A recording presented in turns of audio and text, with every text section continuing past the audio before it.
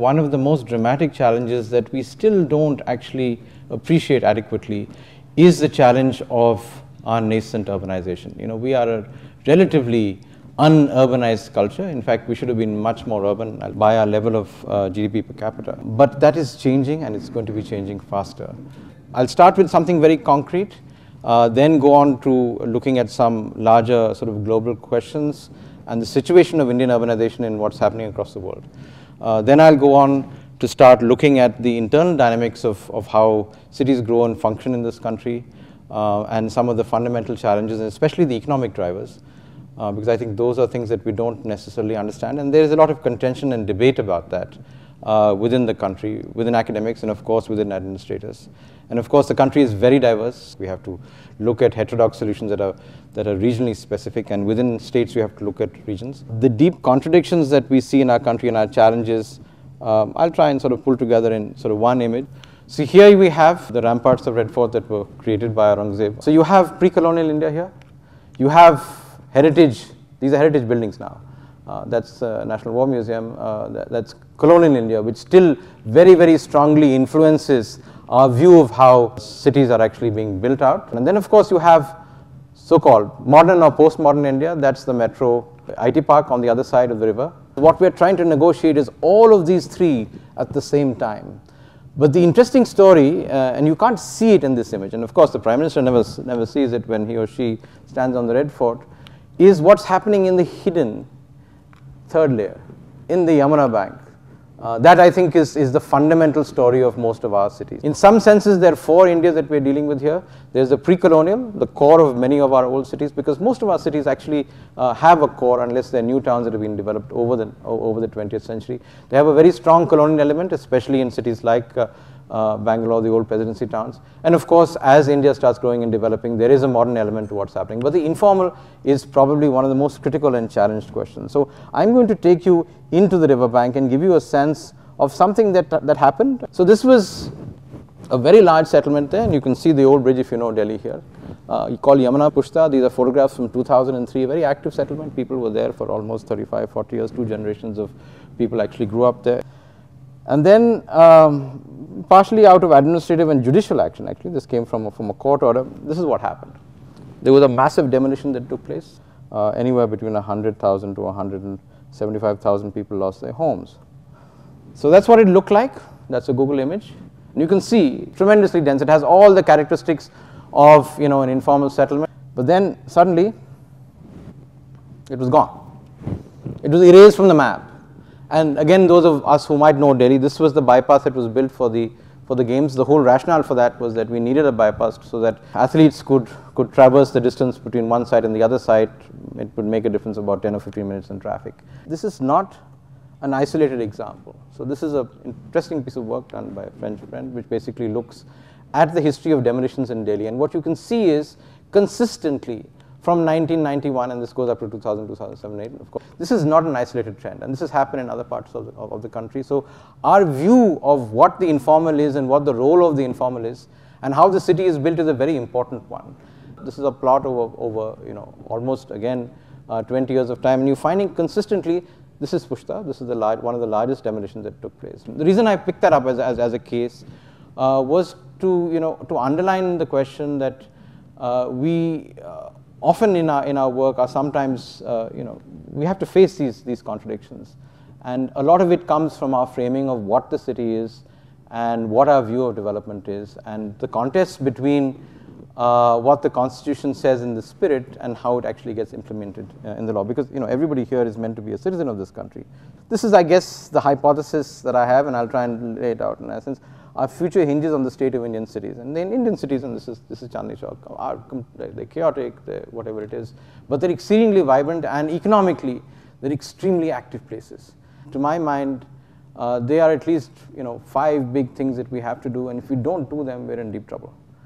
The first one, which I think is an absolute non-negotiable, is that we have to deal with poverty.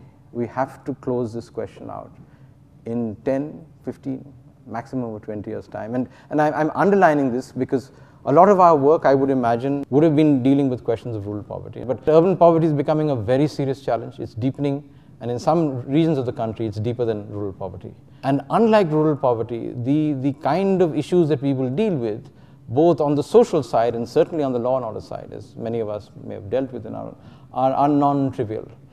So I mean, the worst situation that we can imagine, if any people here from West Bengal, is to go back to the early 70s and what actually happened in Calcutta and dealing with that kind of thing. And Naxalism is something that happens in many parts of the country for good or bad reasons, but orchestrated and organized urban violence, and we've seen that in certain places, is something that we don't really need to come through. And of course, the panacea for that is this whole question of inclusive growth. The question, of course, is what does inclusive growth mean, and I will deal with that a little bit here. But at the heart of that, at least in my appreciation, is something that sort of Ambedkar alluded to, and that is the idea of social transformation. And he alluded to cities as sites for social transformation. The empirical question, of course, for us, and I'll show some evidence of that, is, are cities actually functioning like that at the moment, or are they not very different from from rural areas? And this is something we were just talking about, these kind of questions. This is something that's poorly understood. It's poorly understood by scholars. This is an area that we really need to work with, and those of us who are actually working with policy and practice, this I think is a central question, because this is what will unlock, in my mind at least, a whole range of asymmetries that actually challenge us. The longer view is important because at this point of time, cities are doing things which they haven't done for a very, very long time. I mean, cities have been around for 5,000 years or more in this subcontinent. This is a graph, 500 years of history. What this looks at, in a sense, is global market share in terms of economic output. In the early 18th century, this is when Aurangzeb died, India and China basically made up about 55% of global output. This is the history of empire in the sense. That's the United Kingdom. That's the Victorian age. This is the United States, speaking around the Second World War. The important thing to notice here, of course, is two things. One is that China had a dramatic decline in its share of global economic output. India had a much slower but longer decline in our engagement with the colonial. And of course, we sort of bottomed out somewhere around the time of independence in both places, 49 in China, a little bit earlier, and whatever it is. But the more important thing in this sort of significant change in economic structure and processes is the bounce back of China. Of course, this is historical data. These are projected figures from the BRICS report.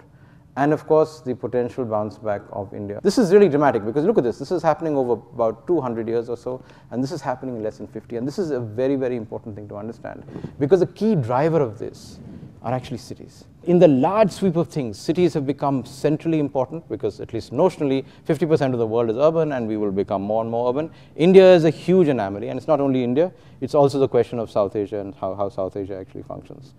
The other thing, of course, which is fairly obvious, the evidence of that's percentage urbanization, and this is income per capita. So this is a long trace from 1961 to about 2005.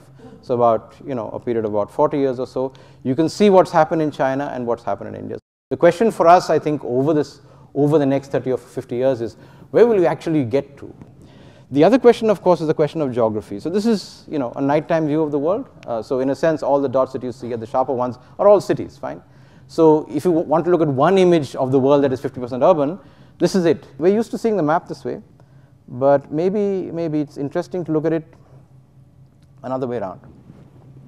Important fact here that we often forget, and that is that the center of the world economy actually, over the 16th to the 18th century, actually centered in this region. The Indian Ocean basin, and to some extent Japan and China, formed the basis of the world system. I mean, this is the reason why Da Gama came all the way around, and he came looking for spices in Kerala, and then if Columbus went this side. This was, in a sense, the North Atlantic basin was the basin of primary economic activity over the 19th and 20th centuries, and you can see the growth of cities with that.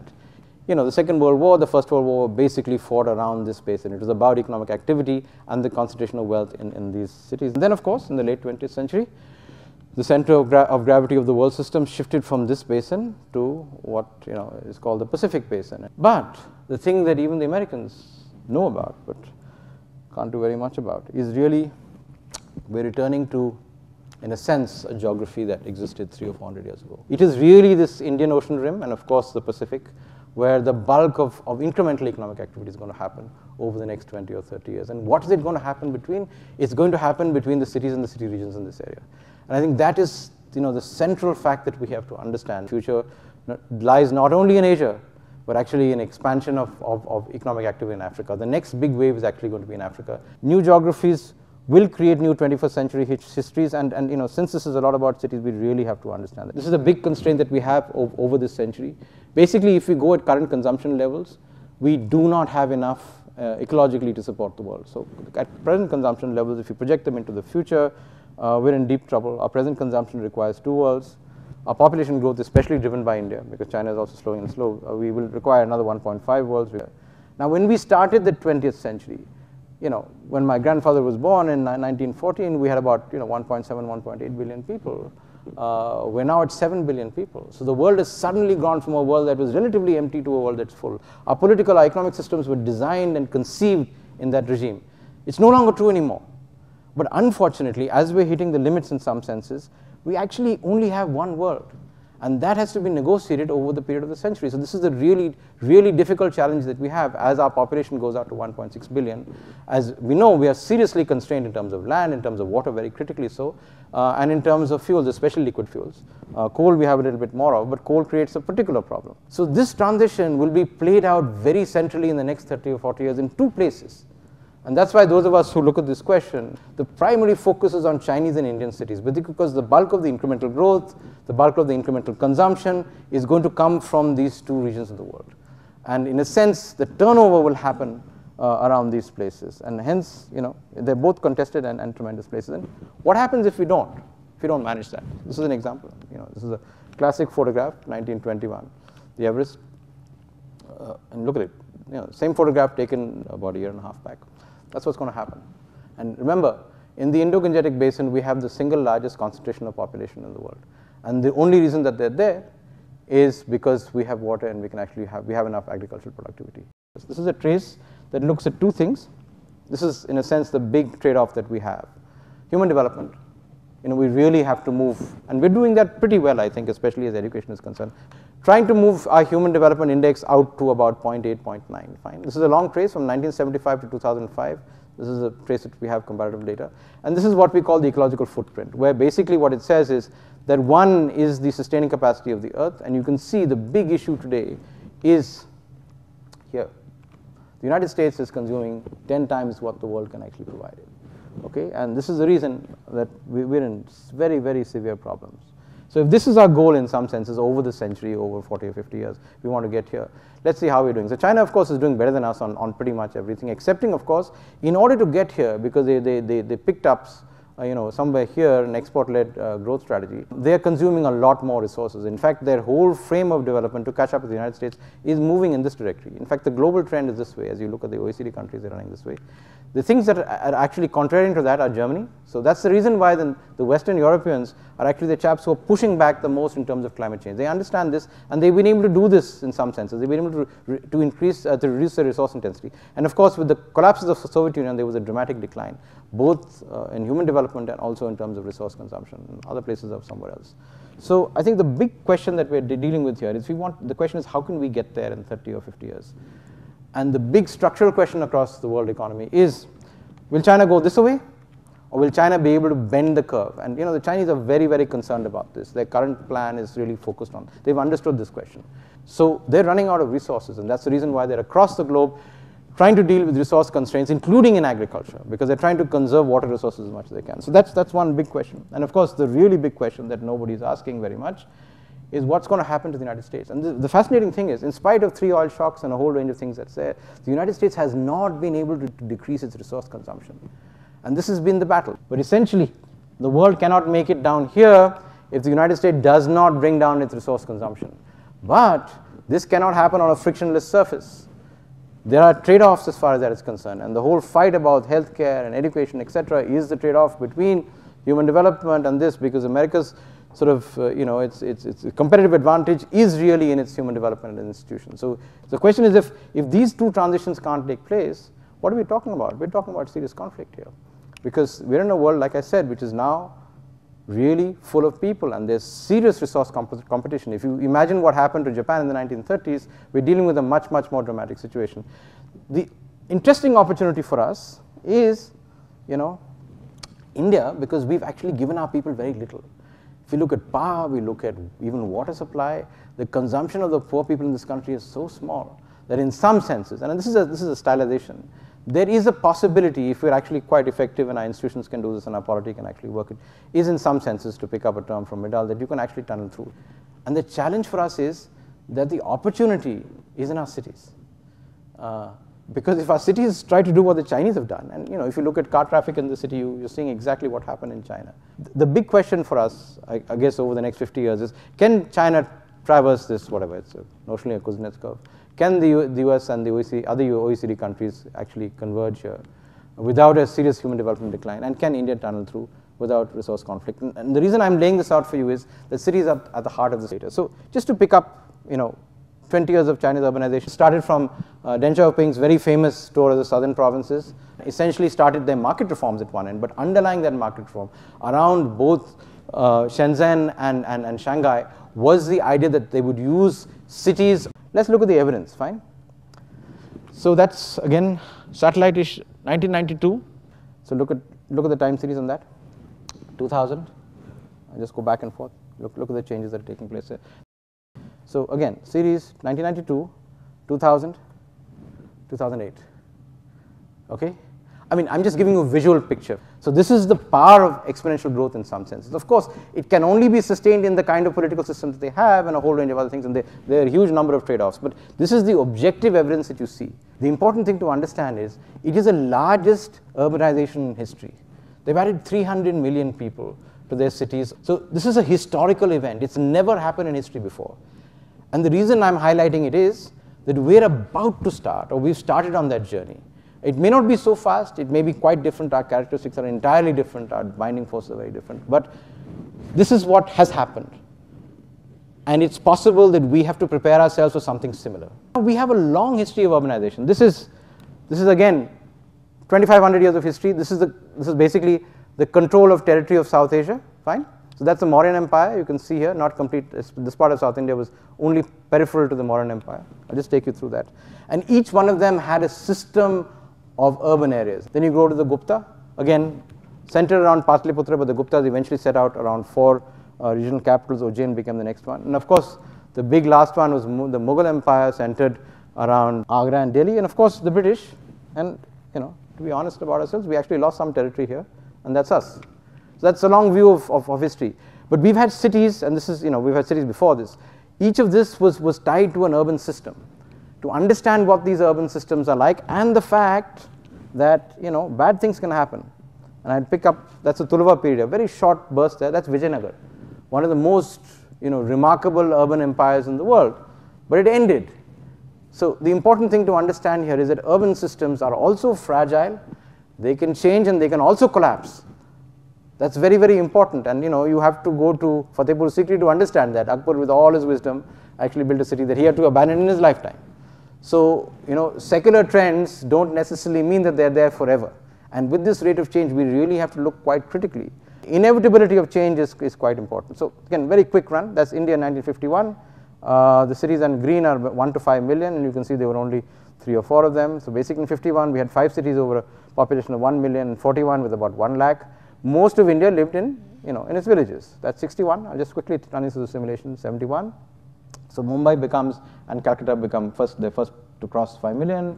That's 81, Mumbai at 8.6, Calcutta at 9, Delhi at 5.6. That's 91, Delhi at 8.2, catching up with Mumbai, Chennai going to 5.3, Calcutta touching 11. 2011, we have 3 cities with a population of greater than 10 million, and 53 with 1 million. We still have 800 million plus people who are living in 6.5 lakh villages. And that is the challenge of India, but it's also the great opportunity of India. The numbers are very large. Okay, and when we look at the West, of course, this is quite large. And the numbers are very large, of course, in certain areas. So what's happening? There's a mega urban region that's building out about Bombay, Pune, Nasik, extending all the way up to Ahmedabad, Surat. There is a mega urban region that's building up here between Mysore, Bangalore, Chennai, and Hosur in between here. Kolkata, of course, the counterpart to Kolkata is actually bigger than Calcutta. Dhaka, as a city, is larger than the Kolkata urban region. And then, of course, there's a massive mega region that's building up around Delhi all the way to the border with Pakistan on that side. And there are some other trends. There's a particular form of urbanization along the western coast, which is interesting, highly decentralized. If you look at the 20th century, India's urban structure has been relatively stable. So the big question for us, I guess, over the tenure of the next 2 or 3 plans is we potentially will have 6 cities with a population of more than 10 million, including probably this. But we will have about 70 more than a million. Again, plus minus a little bit. We don't really know how things are actually going. The big question for us is, how many Indians will live in medium and small towns?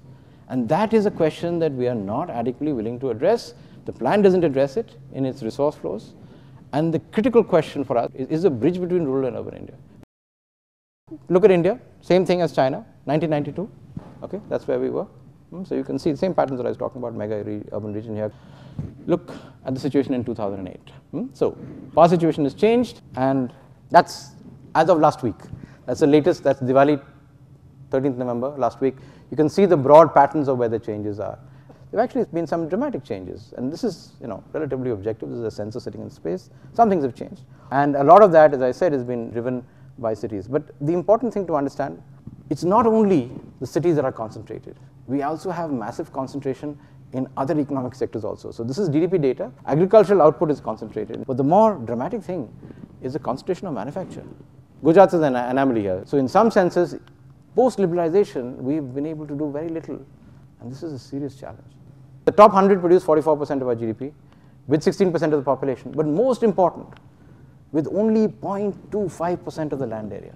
So we are one of the most highly concentrated economic systems in the world. So in some senses, a lot of disparity, and you can imagine why the journeys are going, but it also means administratively tremendous opportunities to be able to transform systems. Like this is exactly what Deng Xiaoping understood at that point of time. You have a limited number of spaces that you can use to actually change the system trajectory around. Of course, this will be exclusionary. There will be a whole range of collateral things that emerge from that. But I'll take you finally through this. This is probably one of the most important slides that I'm going to show you. From independence onwards, at the settlement structure, urban and rural India together. So this is the urban-rural line. So now we're at about 31.5% at the moment. So these are urban centers, 8,000 of them, and this are 640,000 villages. This is a structure. In 1951, 43% of our settlements had a population size of less than 1,000. This is exactly what Gandhiji talked about when he talked about India living in its villages. And so in some senses, we are governed with this imagination. But the reality today, these estimates are, this proportion has declined to 11%. The challenge, of course, is what we call our missing middle. Okay?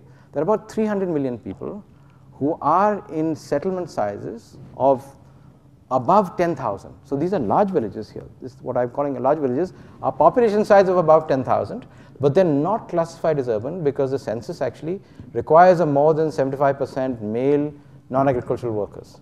But since we've done the SSA, Bharat Nirman, everything under the sun, the aspiration of younger people in these places is to an urban lifestyle, to an urban job, or a change of life. And of course, agriculture being difficult as it is in many parts of the country, especially semi-arid India, there is a push out from that. But the aspirations and the requirement for work here is something that we've been actually very poor at doing. And this is the big difference between us and China. And of course, at the other end, we have JNURM, which is a massive program, but it targets only 60, 70 centers. There are 8,000 urban centers here. We're putting a lot of money into it. Of course, there's uptake and all the issue there, but very little of that translates down here. So the challenge for us in the next 20 years is to get this going, to get something moving here. And the central issue here is of work. And what is work dependent on? Work is dependent on having the right infrastructure, so you have to have energy, otherwise you can't do much about that. You need water, you need adequate housing, and you need proper road connectivity. Otherwise, the markets won't run. And we have a real problem there. So there's a disconnect between the urban programs and the rural, and we have to build that bridge. And I think that bridge is going to be one of the most significant challenges that we're going to be dealing with. So in spite of that situation, what's happening to our cities? Just quick images again. Look at Delhi's growth. Okay? Look at Bangalore, for example, starting at 3.4 million. That's 2001. This is where we are just now. Similarly, Chandigarh, this classic example of the great Nehruvian dream, and look what's happening to Chandigarh. Okay? It was not built or designed. So this is such a classic example of economic concentration driving a whole range of forces that are there and challenging the notion of the fact that you can plan and you will get the outcomes that you're looking at. The political imagination is that cities grow because of rural-urban migration. That is absolutely untrue. So this is a secular trend over the last 40 years from the census. Natural growth is the most important determinant of urban growth. So cities grow because their populations are very fertile. It's not because of rural-urban migration. This is rural-urban migration. As long as we believe that people should stay in rural areas and we can maintain a policy that can do that, and we are in this sort of mythical world which says that cities grow because of whatever it is, we're in trouble. Because cities actually are a great and probably one of the most important development opportunities in the country, but it's not necessarily the large cities. It's the continuum that matters, especially the smaller ones that we really have to look at. And that's where we have the least institutional capacity. So if you look at the rural-urban GDP share, the crossover took place in 1990s, where urban as a proportion of GDP became larger than the rural. If I look at it in terms of structure, you can see it very clearly here. The bulk of India's economic output is coming from cities. It's about 60% just now, slightly less. It's going to touch 70. And this is something that you really have to understand, both in terms of the fisc, where we raise our resources from, where our investments are actually going. If you don't understand this, I think we're in deep trouble. Let me show you the structure here. So the thing that's of great concern to us is that this is manufacturing, is actually declining as a share. And this is a real problem. It's a problem because that's the opportunity in terms of work. It's a problem because we have a growing population with higher per capita income who demand goods apart from services. It's a problem because we have a merchandise trade deficit with China, so Chinese workers are producing goods for our people. So we have a huge problem here, and that is really the opportunity of the small towns. And the critical thing for us is to build the linkages in the infrastructure and the institutions to make that possible. So what's going to happen? Basically, we're going to add about 300 million new people to our cities over the next 30 years. The most important thing is that there are about 70 million that are poor, and our poverty may actually increase, not decrease, because the absolute number is increasing. So it's both at one sense the second largest urbanization in human history with huge market opportunities, and that's why all the people from the West are here, but also serious development challenges. This is a very important slide to understand. So this is the employment structure. The urban informal sector with 25% of workforce produces about 26% of the GDP. Formal sector, of course, is much more productive. With 5% of the workforce, it produces 25% of the GDP. If our GDP now is 1 crore crores, this is 250 lakh crores. It is huge. It's not small. So when we're destroying the capital assets that people who are working in that sector, like we saw in the capital, are doing, we're actually doing us a huge disservice. An investment in trying to build up a social safety net in terms of increasing job opportunities and increasing productivity in the urban informal sector is something that's not only good for poor people in the cities, it's good for the national economy. Look at again the structure of the urban unorganized sector that's there. What do you find? You find trade is a really big bit. Manufacturing, unfortunately, has been declining in share.